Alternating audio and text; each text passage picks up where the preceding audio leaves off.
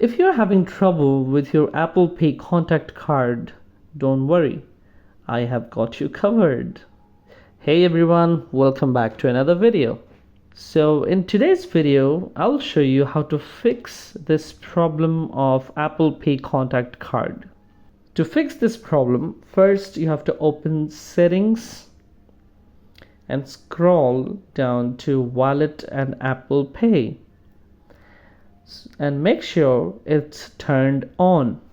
Then check your contact card details in the Wallet app. Tap your card and edit any incorrect info. It's still not working? Make sure your iPhone is up to date by going to Settings, then General, and tapping Software Update. If the problem persists, try resetting your network settings.